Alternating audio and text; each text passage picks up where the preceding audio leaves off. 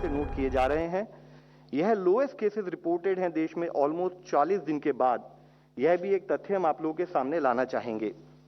इसी तरीके से डेली केसेस को हम अगर देखें कि जिला वाइज अगर हम उसको एनालाइज करें तो हम देखते हैं कि जो जिला जो कि 100 से अधिक केसेस डेली बेसिस पर रिपोर्ट कर रहे थे उसमें नंबर कम होता दिख रहा है, जहां वह करीब 531 जिले 28 अप्रैल से 4 मई वाले हफ्ते में ऑब्जर्व किए गए। वह घटते घटते 431 जिले रह गए हैं, यानी कि हम केसेस में भी एक कमी जिला स्थाई पर भी नोट कर रहे हैं। इसी तरीके से देखें तो पाते हैं कि देश में कंसिस्टेंट पद्धति से रिकवरी रेट में भी वृद्धि नोट की जा रही है, जहां 3 मई के समय पर यह रिकवरी 81.7% थी। यह बढ़ते बढ़ते अब 88.7% हो गई है और साथ ही रिकवरी रेट जो हमारे केसेस हैं वो एक्टिव केसेस से अगर हम कंपेयर करें तो पाते हैं कि पिछले 11 दिनों में यह कंटिन्यूअस बेसिस पर recovery is more than the cases which are getting reported. देश में 27 स्टेट्स ऐसी हैं जहां पर की recovery is more than the daily cases reported also. अगर हम इसी तरीके से देश में एक्टिव केसेस यानी कि वह केसेस जो या तो होम आइसोलेशन में है या हॉस्पिटल लेवल पर मॉनिटर किए जा रहे हैं, तो उसमें भी हम देखें तो पाते हैं कि पिछले 22 दिनों से continuous decrease in active cases देश में नोट किया जा रहा है, जहां 3 मई के समय पर देश में एक्टिव केसेस 17.13% थे, वह घटते घटते अब 10.17% रह गए हैं।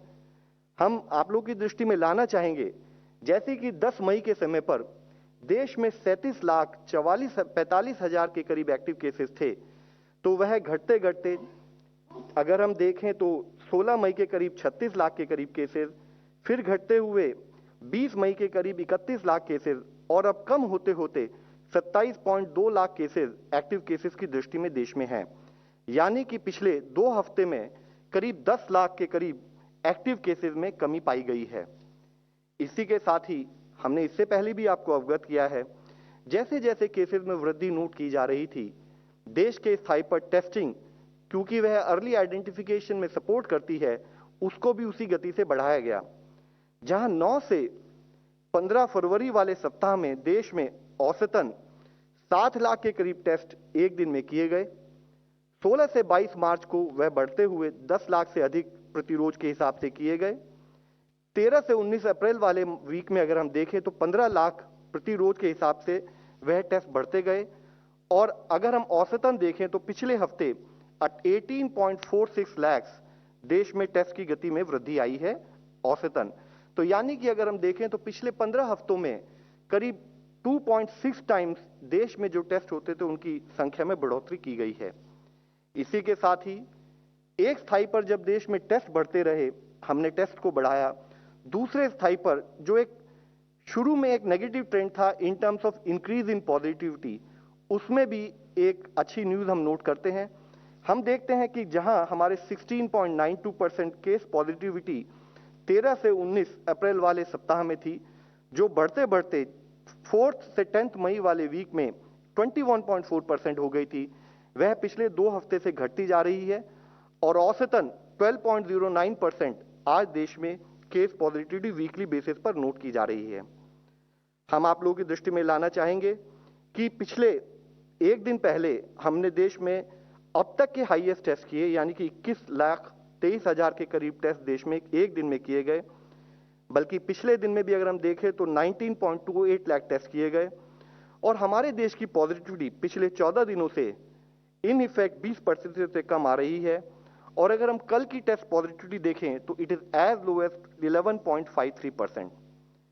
इसी तरीके से हम देखें कि ऐसे कितने जिले हैं जहां पर की देश में ओवरऑल पॉजिटिविटी 5% से कम है, तो वीक एंडिंग 7 मई 21 में जहां देश में ऐसे 92 डिस्ट्रिक्ट थे, अब वह संख्या बढ़कर 197 डिस्ट्रिक्ट हो चुकी है, यानी कि 105 डिस्ट्रिक्ट ऐसे हैं जहां पर की इन्फेक्शन का जो कंट्रोल है वह रिलेटिवली फर्दर स्टेबिलिटी की तरफ जाते हुए दिखाई दे रहा है।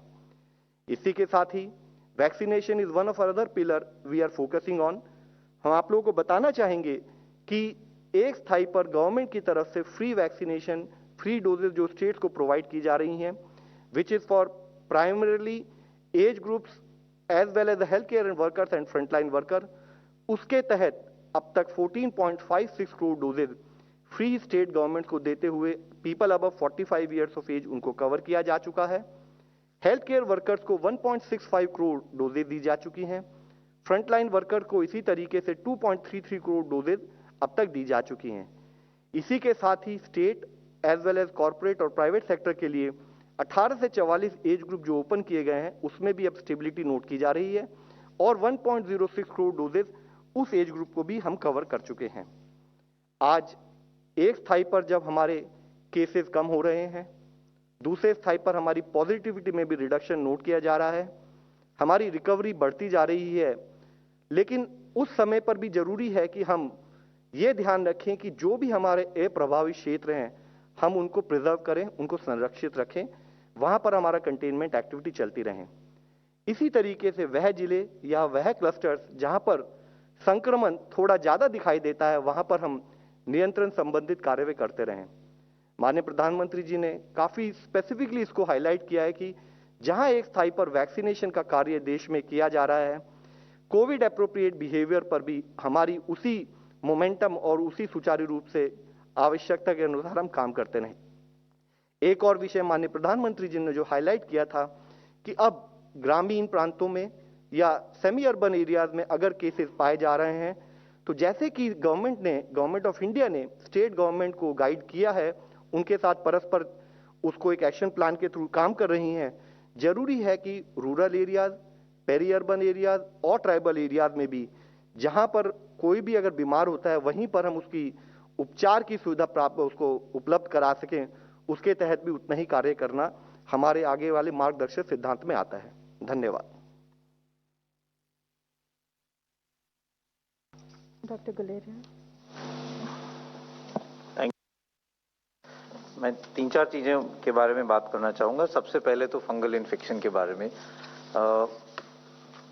कुछ हद तक है कि कई टर्म्स यूज़ किए जाते हैं, black fungus, yellow fungus, white fungus. ये समझना ज़रूरी है कि कई टर्म्स जो हैं वो कंफ्यूजन ज़्यादा हो जाता है। फंगल इन्फेक्शन अगर हम देखें तो इवन जो हम ब्लैक फंगस की बात करते हैं, म्यूकरमाइकोसिस की, एक्चुअली वो ब्लैक फंगस एक अलग, ब्लैक फंगस का नाम इस म्यूकर के साथ इसलिए जो जुड़ गया क्योंकि जो इसका कल्चर होता है वो व्हाइट कलर का फंगल कॉलोनीज आती हैं। व्हाइट कलर की कॉलोनीज के साथ ऊपर ब्लैक डॉट्स आ जाती हैं और वो कल्चर में अगर वो थोड़े थोड़े ब्लैक डॉट्स दिखते हैं, इसलिए एक जनरल टर्म में ये ब्लैक फंगस का नाम इसको दे दिया गया।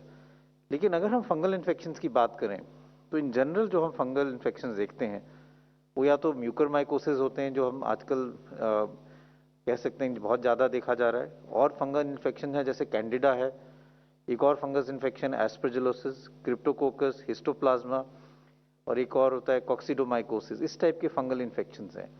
जिन लोगों की इम्यूनिटी कम होती है उनमें जो हम ज़्यादातर देखते हैं वो म्यूकरमाइकोसिस है, कैंडिडा है या एस्परजिलस इन्फेक्शन है। म्यूकर का आपको पता ही है कि ये एक फंगस है जो अब ज़्यादा देखा जा रहा है, स्पेशली कोविड के साथ अगर स्टीरॉयड्स और डायबिटीज़ जुड़ा जाए। और ये जो फंगल इन्फेक्शन है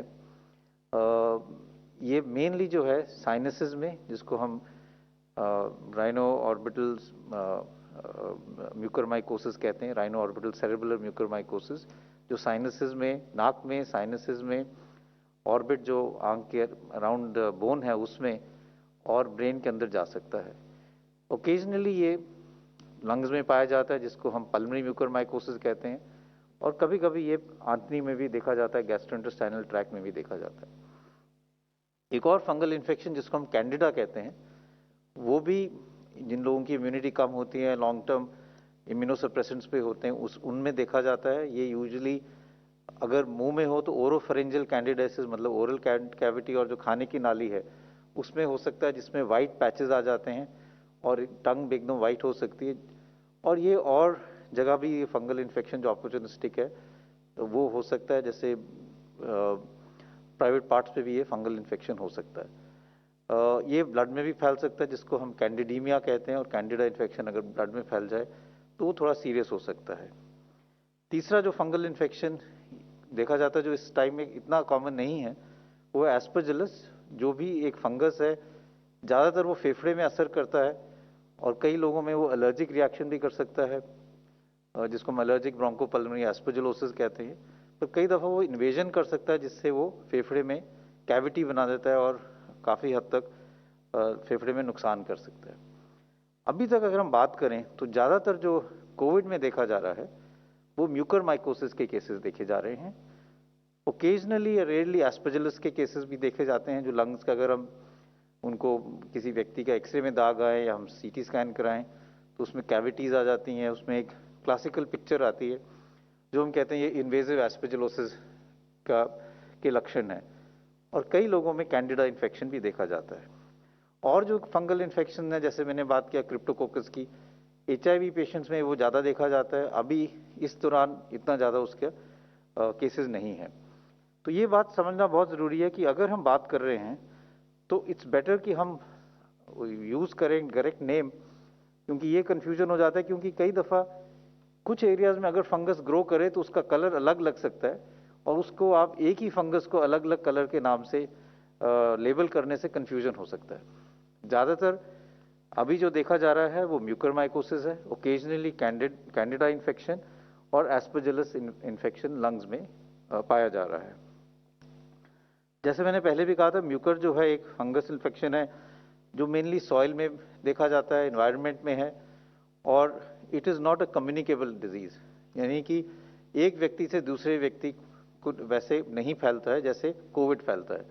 तो अगर एक व्यक्ति जिसको म्यूकरमाइकोसिस है वो और किसी व्यक्ति के साथ बैठा है तो ऐसा नहीं है कि उसको फंगल इन्फेक्शन उससे फैल जाएगा। तो ये समझना बहुत ज़रूरी है। दूसरा ये समझना ज़रूरी है कि ये जो फंगल इन्फेक्शन है 90 to 95% जो पेशेंट्स हैं जिनमें पाया गया है उनमें या तो डायबिटीज़ है या साथ में स्टीरॉयड यूज़ किया गया है। जिन लोगों को डायबिटीज़ नहीं थी या जिन लोगों को स्टीरॉयड्स नहीं दिए गया उसमें ये बहुत रेयरली देखा गया है। It is not uncommon. कई दफ़ा लोग ये कहते हैं कि ऑक्सीजन के साथ ये है, लेकिन इसका लिंक है, लेकिन कई पेशेंट्स ऐसे भी हैं जो घर पे इलाज कर रहे थे जिनको ऑक्सीजन की ज़रूरत नहीं पड़ी, घर पे उन्होंने स्टीरॉयड्स ले लिए और शुगर उनकी कंट्रोल नहीं हुई, उनमें भी म्यूकरमाइकोसिस देखा गया है जो हॉस्पिटल में एडमिट भी नहीं हुए। तो admission and oxygen is not one factor which is definitely linked with this. Hygiene रखना तो वैसे भी ज़रूरी है, स्पेशली जिनको डायबिटीज़ है, क्योंकि अपॉर्चुनिस्टिक इन्फेक्शन उनमें ज़्यादा है। तो जनरल हाइजीनिक मेजर जो हम पहले से कह रहे हैं कि रेगुलर वॉशिंग ऑफ हैंड्स, अगर आप कोई ऑक्सीजन यूज़ कर रहे हैं तो उसकी ट्यूबिंग प्रॉपरली क्लीन हो, जो पानी यूज़ करते हैं ह्यूमिडिफिकेशन के लिए आइडियल सिचुएशन में अगर वो स्टेराइल वाटर हो तो वो बेटर रहेगा। दूसरा इंपॉर्टेंट इशू ये है कि ये समझना कि म्यूकर के लक्षण क्या हैं। अभी तक हमने जो देखा है, जो हमारे हॉस्पिटल में हमने देखा है कि मेजॉरिटी हमारे पेशेंट जो हैं उनको म्यूकर अर्ली स्टेज में हो रहा है, तब अभी वो कोविड पॉजिटिव ही हैं। ये एक चैलेंजिंग सिचुएशन होती है क्योंकि आपको एक जिनको म्यूकरमाइकोसिस है उनकी ट्रीटमेंट जो है वो लंबे टाइम के लिए चलती है। तो शुरू में आप उनको, वो कोविड पॉजिटिव रहते हैं, 80% जो हमारे पेशेंट दाखिल हैं वो अभी भी कोविड पॉजिटिव हैं, तो वो कोविड एरिया में है।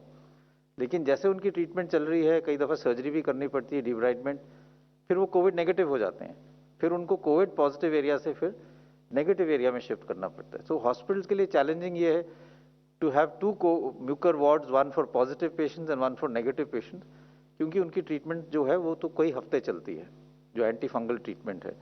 और सर्जरी भी जो है उसकी टाइमिंग जो है वो ज़रूरी है, क्योंकि ये भी सही है कि कोविड अगर आप पॉजिटिव हो और बहुत एग्रेसिव सर्जरी करो तो उससे मोर्टेलिटी ज़्यादा हो सकती है, क्योंकि अगर फेफड़े में कमज़ोरी है, ऑक्सीजन की रिक्वायरमेंट है और आप ऑक्सीजन पे हो और उसके ऊपर आपके नेज़ल पैसेजेस या सांस के ऊपर वाले एरिया में सर्जरी की जाए तो it can have worse outcome. तो इसलिए ये भी समझना ज़रूरी है। दूसरी चीज़ ये है कि कुछ इसके ऐसे लक्षण हैं जो हम वार्निंग साइंस कहते हैं, जैसे हेडेक है, नाक बंद हो जाना या नाक में क्रस्टिंग होना, नाक से कभी कभी खून आना, या एक साइड में स्वेलिंग हो जाना, आंख के नीचे या चेहरे पे स्वेलिंग हो जाना, या एक साइड पे दर्द ज़्यादा होना और जो है सेंसेशन चेहरे पे कम हो जाना। ये सब जो लक्षण है, अगर किसी को भी ऐसे लक्षण हो और जो हाई रिस्क ग्रुप में है, यानी कि जिनको डायबिटीज़ है, जिनकी शुगर कंट्रोल नहीं है और स्टेरॉइड्स ले रहे हैं, उनको अपने डॉक्टर के साथ संपर्क करके अपना चेकअप कराना चाहिए। सिंपल टेस्ट है, नाक का एग्जामिनेशन, नेजल एंडोस्कोपी भी कर सकते हैं, जिससे आप नाक के अंदर देख सकते हैं और वहाँ से स्वैब और बायोप्सी भी ले सकते हैं, जिससे डायग्नोसिस भी हो सकता है और जल्दी ट्रीटमेंट शुरू करने से इसका आउटकम भी बेटर रहता है। तो ये बहुत ज़रूरी है कि हम समझें कि fungal infections by name better रहेगा रादर देन बाय कलर, क्योंकि उससे थोड़ा कन्फ्यूजन रहता है। दूसरा ये है कि एक चीज़ और मैं कहना चाहूँगा, क्योंकि अगर हम अब देखें सोसाइटी में तो there is lot of stress, anxiety in the general public, and this is a time where there is been lot of pain, sadness because of हर एक का कोई ना कोई जानने वाला है जिसको कोविड हुआ है या जो अपनी जान गवा बैठा है। इसलिए मैं यही कहूँगा कि we must all come together to really support everyone as society, as individuals, as people collectively. कई दफ़ा हम ये कहते हैं कि this is not a pandemic of children and younger age group, कि बच्चों में सीरियस केसेस नहीं हुए, बच्चों में इतना इन्फेक्शन नहीं हुआ। और ये बात सही है, बच्चों में माइल्डर इन्फेक्शन है, बच्चों में इतना सीरियस इन्फेक्शन या एडमिशन का डेटा नहीं है, चाहे हम फर्स्ट वेव की बात करें चाहे सेकेंड वेव की। लेकिन बच्चों में या यंग एडल्ट्स में कोलैटरल डैमेज बहुत हुआ है। They are the backbone of society, they are the future of the country. लेकिन अगर हम बात करें एजुकेशन की, तो gender gap in education, stress and mental issues in children and adults, smartphone dependence and addiction, interrupted opportunities, बच्चों में कुछ एजुकेशन की जो अपॉर्चुनिटीज़ थी, पढ़ाई आगे करना चाह रहे थे, सही सब चीज़ें जो है काफ़ी हद तक इंटरप्ट हुई हैं। चैलेंजेस फॉर स्कूलिंग, स्पेशली जो टेक सेवी नहीं है, रूरल इंडिया में लोग हैं, उनकी स्कूलिंग में काफ़ी असर पड़ा है। और न्यूट्रिशनल इश्यूज भी है, और विमेन में, यंग गर्ल्स में पोस्ट मेंस्ट्रुअल हाइजीन के इश्यूज भी हैं।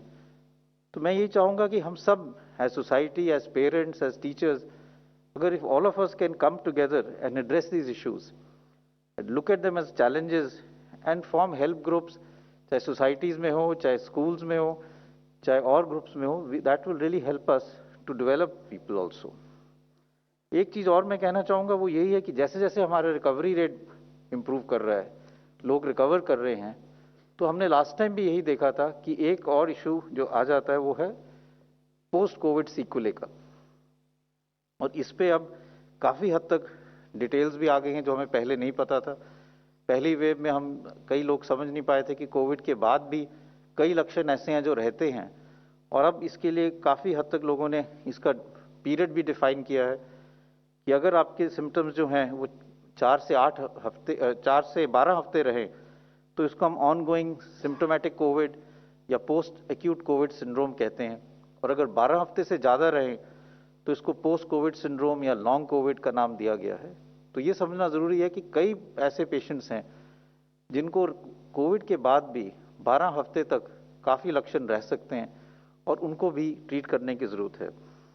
उनमें कॉमन सिम्टम्स तो हम यही जानते हैं कि कई लोग हैं जो रिकवर हो जाते हैं लेकिन कहते हैं कि सांस की तकलीफ अभी भी है, लंग फंक्शन उनके नॉर्मल है, लंग की कैपेसिटी भी ठीक आती है, लेकिन वो थोड़ा भी चलते हैं तो उनको लगता है कि खुल के सांस नहीं ले पाते, चेस्ट में टाइटनेस रहती है।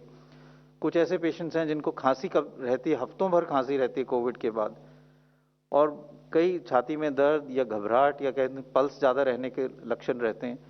ये सब लक्षण जो हैं ये पोस्ट कोविड या कोविड इन्फेक्शन के बाद भी बॉडी का जो इम्यून सिस्टम है या इन्फ्लेमेटरी रिस्पॉन्स है उसके कारण रह सकते हैं। एक कॉमन सिंड्रोम जो है वो भी कॉमन है जिसको हम कहते हैं क्रॉनिक फटीग सिंड्रोम। ये भी कई लोगों में है जिसमें थकावट, fatigue, joint pains, body aches, जोड़ों में दर्द होना, जोड़ों में सोजिश लगना, सुबह उठ नहीं पाना या सिर में दर्द रहना, कई हफ्ते ये रह सकता है, जिसके लिए सिम्टोमेटिक ट्रीटमेंट बहुत ज़रूरी है। एक और सिम्टम है जिसका नाम जनरल सोशल मीडिया में ब्रेन फॉग दिया गया है, जिससे जो कोविड से लोग रिकवर कर जाते हैं कभी कभी वो कॉन्सेंट्रेट नहीं कर पाते, काम करने में उनको दिक्कत होती है कई हफ्तों तक, और कई दफ़ा इंसोम्निया होता है कि सो नहीं पाते, या डिप्रेशन हो सकता है। तो ये सारे जो चीज़ें हैं, इसके लिए रिहैबिलिटेशन करना ज़रूरी है। और जैसे हमारा रिकवरी रेट ज़्यादा होगा, केसेस ज़्यादा रिकवर करेंगे, तो ये ज़रूरी है कि मेडिकल कम्युनिटी, जैसे हमने लास्ट टाइम किया था, कि multi disciplinary post Covid clinics को डेवलप करें, जहाँ पे रिहैबिलिटेशन हो। एक जो हमने लास्ट टाइम पाया था कि अगर हम लोगों को योगा कराए तो उससे जनरल फीलिंग ऑफ वेलबींग भी आती है, और एक्सरसाइजेज करने से लंग की कैपेसिटी भी बढ़ती है, और overall feeling of wellbeing is there. तो मैं यही स्ट्रेस करना चाहूँगा कि जैसे जैसे हमारा रिकवरी रेट बढ़ेगा तो हमारे पोस्ट कोविड के पेशेंट्स भी बढ़ना शुरू होंगे, and we should prepare so that we are able to manage them. Finally मैं यही कहना चाहूँगा कि जैसे अभी बताया गया कि रूरल और सेमी अर्बन एरियाज़ में अब केसेस देखे जा रहे हैं, और इसलिए ये ज़रूरी है कि वहाँ के लिए प्रॉपर डायग्नोसिस और मैनेजमेंट की गाइडलाइंस बनाए जाएं, ट्रेनिंग की जाए। इस पे भी काम किया जा रहा है कि सिंड्रोमिक अप्रोच हो, रैपिड एंटीजन टेस्ट के यूज़ हो, जो लोग घर पे कर सकें। अगर किसी को भी लक्षण हो जो कोविड के हों गांव में, तो उनको एकदम आइसोलेशन का एडवाइस किया जाए। उनका अगर रैपिड एंटीजन टेस्ट हो जाए तो वो करके, अगर आइसोलेट वहाँ नहीं कर सकते तो कोविड केयर सेंटर में उनको आइसोलेट किया जाए, जिससे बीमारी आगे ना फैले। और एक ट्रीटमेंट स्ट्रैटेजी बनाई जाए जिससे वो ट्रीटमेंट वहाँ उनका प्रॉपरली हो पाए, प्रॉपर कंसल्टेशन हो पाए विद यूजिंग टेली कंसल्टेशन, जिससे साथ में जो बड़ा डिस्ट्रिक्ट हॉस्पिटल है या मेडिकल कॉलेज है वहाँ से संपर्क करके ट्रीटमेंट जो है वो प्रॉपर दिया जाए। और इसमें काफ़ी हद तक हर एक एरियाज़ में सेंटर ऑफ एक्सेलेंस बना के डॉक्टर्स की ट्रेनिंग की जा रही है at rural level, at primary level, both in government sector and private sector. और ये भी देखा जा रहा है कि वहाँ पे पूरी तरह से दवाइयों का अरेंजमेंट हो, ऑक्सीजन की अरेंजमेंट हो, जिससे जैसे जैसे अगर वहाँ केसेस बढ़ते हैं तो we are ready to manage them. तो ये 3-4 चीज़ों पे मैं कुछ बात करना चाह रहा था। Thank you very much. Thank you, Dr. Guleria. And now we'll take some questions. Okay, can we begin with Vijay Lakshmi ji? Sir मैं वॉल स्ट्रीट जर्नल में जो एक रिपोर्ट छपी है उसके बारे में सवाल पूछना चाह रही थी। उसमें कहा गया है कि यूएस इंटेलिजेंस एजेंसीज ने इस ओर इशारा किया है कि 3 रिसर्चर्स वुहान जो वायरोलॉजी इंस्टीट्यूट है वो नवंबर 2019 में कोविड सिम्टम्स के जैसे सिम्टम्स के साथ बीमार हुए थे और उनको हॉस्पिटलाइजेशन की ज़रूरत पड़ी थी। तो अब ये वॉल स्ट्रीट जर्नल इशारा कर रहा है कि वो एक लेबोरेटरी से एस्केप वायरस हो सकता है। दुनिया में इस बात की मांग उठती रही कि प्रोब होना चाहिए। भारत का इस पर क्या स्टैंड है? देखिए, अभी तक हम लोग जो है कोविड के सेकंड स्टेज वेव से जूझ रहे हैं। जो ये इश्यूज हैं विद रेस्पेक्ट टू कि ये कोविड जो है हम सबकी नॉलेज में है कि वुहान प्रोविंस में सबसे पहले केसेस पाए गए थे at various level, particularly at multi forum level which is WHO। Teams have also gone and visited, उन्होंने अपनी रिपोर्ट्स भी दी हैं।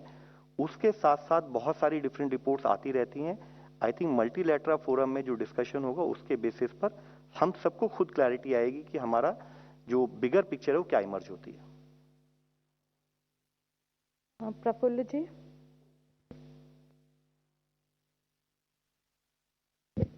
सर, हर बार आप ये आंकड़े बताते हैं, सारी चीजें अच्छी हो रही है बताते हैं, लेकिन कभी ये नहीं बताया कि कितने बच्चे इन्फेक्ट हुए हैं फर्स्ट वेव और सेकंड वेव में, और कितने बच्चों की मौत हुई है। क्योंकि बार बार माइल्ड होता है कहा जाता है, आंकड़े नहीं बताए गए आज तक।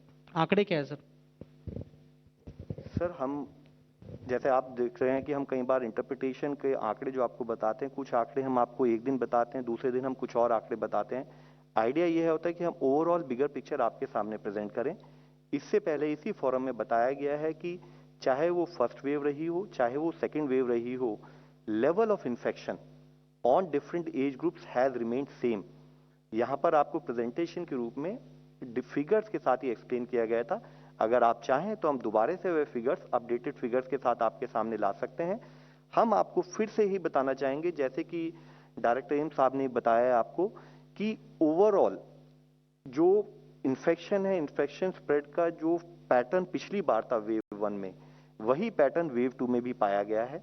साथ ही यह भी पाया गया है कंटिन्यूड बेसिस पर कि जो फेटालिटी है, मोर्टेलिटी है because of this disease is primarily on 60+ people as well as people जिनको पहले से कोई को एग्जिस्टिंग बीमारियां, जिसको हम कोमॉर्बिडिटी कहते हैं, वह है।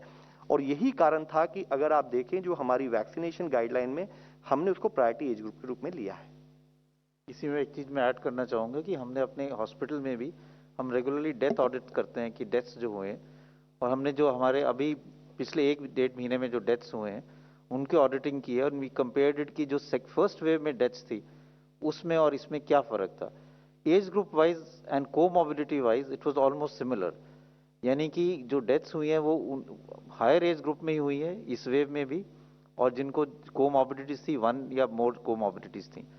तो इसलिए अगर हम पूरा डेटा देखें, ये तो हमारे हॉस्पिटल का ही डेटा है, but it reflects the fact कि हमने मोर्टेलिटी में एज ग्रुप वाइज या कोमॉर्बिडिटी वाइज फर्स्ट वेव और सेकेंड वेव में कोई ज्यादा फर्क नहीं पाया। संजय जी। सर, संजय शर्मा आज तक से। मेरा सवाल ये है कि अभी बहुत दिनों से कहा जा रहा है कि थर्ड वेव में बच्चे ज़्यादा प्रभावित होंगे उससे, लेकिन अभी पेडियाट्रिक्स एसोसिएशन ने ये कहा है कि ये बिल्कुल भी तथ्यों पर आधारित नहीं है और बच्चों को इससे कोई खतरा नहीं होना चाहिए, इसलिए लोग पैनिक ना करें।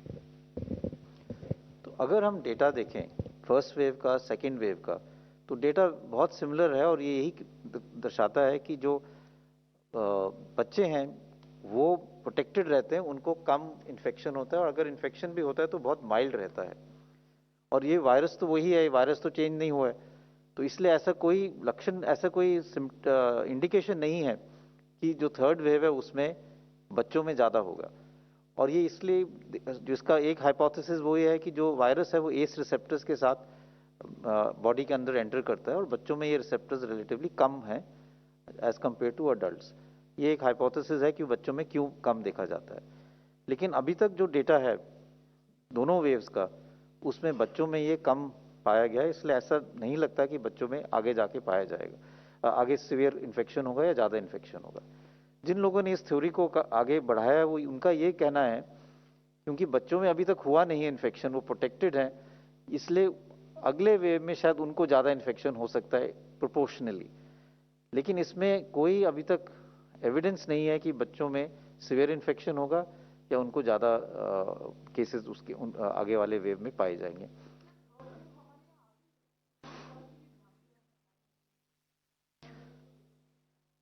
मेरा तो ये मानना है कि हमें ये कहना चाहिए कि हमें we should work for the fact that there should be no other wave, चाहे थर्ड वेव हो चाहे फोर्थ वेव हो, और जो हमने पिछले 2 वेव से सीखा है उसी को हम आगे लेके अगर जाएंगे तो हम और किसी वेव को आने नहीं देंगे, अगर आएंगे तो उसको हम ज़्यादा बड़ा नहीं होने देंगे।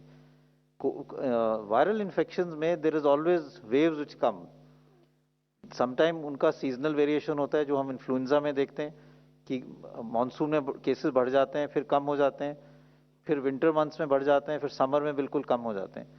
तो कई वायरल इन्फेक्शन हैं जो रेस्पिरेटरी वायरल इन्फेक्शन जो with that come in waves, and Covid is also come in waves.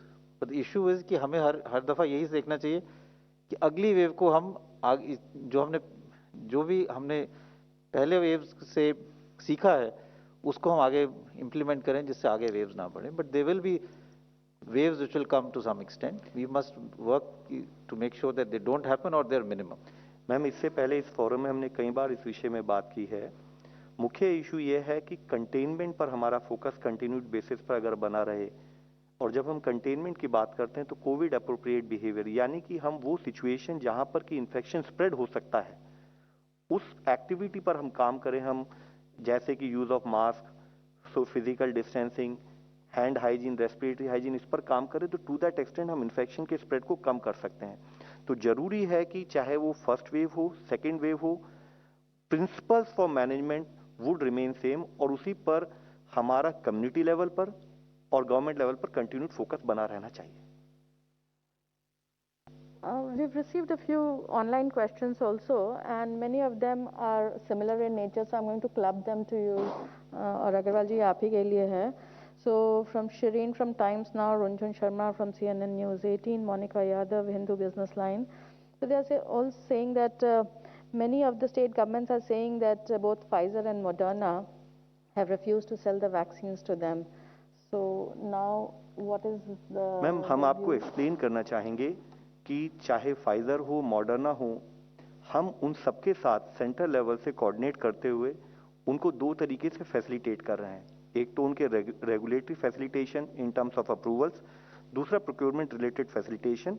और both Pfizer and Moderna most of the time their orders books is already full, so it is depending on their surplus how much they can provide to India.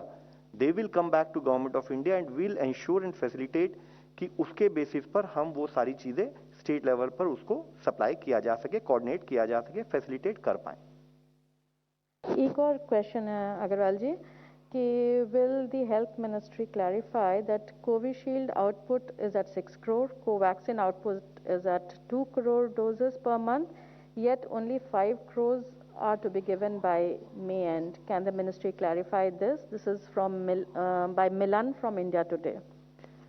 देखिए, पूरा जो vaccine का जो supply chain है, पूरा process समझने के लिए हमें दो तरीके से समझना पड़ेगा।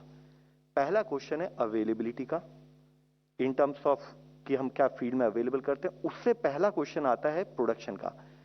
तो जो जैसे हमारे मीडिया फ्रेंड्स ने पूछा है और रिपोर्ट्स भी आई हैं, तो अगर हम प्रोडक्शन को देखें तो जैसे कि बताया गया है कि करीब 6.5 करोड़ अगर कोविशील्ड इस माह में प्रोड्यूस होंगी और 1.5 करोड़ अगर कोवैक्सीन ऑन एन एवरेज अगर हम देखें इस माह में प्रोड्यूस होंगी, तो अगर 8 करोड़ की प्रोडक्शन है तो वह प्रोडक्शन इमीडिएटली अवेलेबल नहीं होता है। There are processes involve in ensuring its availability. मैं आप लोगों को बताना चाहूंगा जैसे कि प्रोडक्शन के तुरंत बाद स्टेबिलिटी और स्टेरिलिटी स्टडीज की जाती हैं फैक्ट्री प्रेमिसेस में, जिसमें करीब एक हफ्ते के करीब लगता है। इसी तरीके से उसके बाद वह बैचेज में आती हैं और बैचेज में आने के बाद उसको सीडीएल कसौली में टेस्टिंग के लिए भेजा जाता है, जहां पर करीब 1 दिन लगता है। उसके बाद से वह सारी पर्टिकुलर जो वैक्सीन है इन टर्न पूरे कंट्री में अक्रॉस वो सप्लाई चेन के थ्रू जाती हैं। तो इसमें जो हमें ये समझना है कि इमीडिएटली जो आज प्रोड्यूस हुई है वो उसको अवेलेबल होने में 7, 8 या 9 दिन लगते हैं। That is first point. Second point हमें जो समझने की जरूरत है कि उसके बाद भी जरूरी है कि हम फोकस ये करें कि हमारा लॉजिस्टिक्स मैनेजमेंट और इन्वेंट्री मैनेजमेंट बहुत सुदृढ़ हो। एग्जाम्पल के तौर पर हम आपको बताना चाहेंगे कि जैसे गवर्नमेंट ऑफ इंडिया की तरफ से जब हम फ्री वैक्सीनेशन स्टेट को प्रोवाइड करा रहे हैं, फ्री डोजेज जो प्रोवाइड कराते हैं जो 50%, हमने स्टेट्स को बताया है कि हम डे ऑन डे बेसिस पर किस पर्टिकुलर स्टेट में कितनी सप्लाईज देंगे, ताकि उसके बेसिस पर स्टेट लेवल पर फील्ड लेवल पर वैक्सीनेशन साइट्स कौन कौन सी चलेंगी, कितनी अवेलेबिलिटी होगी, वह माइक्रो प्लानिंग स्टेट लेवल पर की जा सके। इसी के साथ ही इसमें लिंक्ड इश्यू होता है कि जैसे बहुत सारी वैक्सीनेशन साइट्स हैं, बहुत सारे कोल्ड चेन पॉइंट हैं, बहुत सारे इंटरमीडिएट स्टोरेज पॉइंट्स होते हैं, तो इस पूरे लॉजिस्टिक्स में हमेशा at any point of time कुछ ना कुछ वैक्सीन अवेलेबल रहती हैं which will become available in weeks to come. But what is very critical is कि जो हमारा लॉजिस्टिक्स मैनेजमेंट है, सप्लाई चेन मैनेजमेंट है, हम इसको स्टेट लेवल पर और सुदृढ़ करते जाएं ताकि उसकी अवेलेबिलिटी हम जस्ट इन टाइम अप्रोच पे ले जा सकें। जैसे कि आप सबको अवगत होगा कि कुछ स्टेट्स में आज अगर हमारी वैक्सीन सप्लाई की गई है तो अभी भी उनके पास during transit in different locations कुछ वैक्सीन अवेलेबल होती हैं which will definitely become available as a doses in a week to come. With that, we end the press briefing. Thank you so much.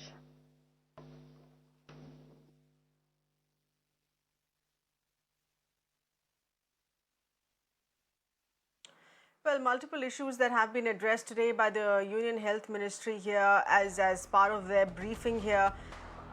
Also addressing concerns as far as increase in the number of cases of mucormycosis, which is the black fungus infection, is concerned. Once again explaining here that it happens because of certain comorbid conditions here, and as the number of cases are increasing, yes, the hygiene aspect in hospitals that needs to be taken into account as well.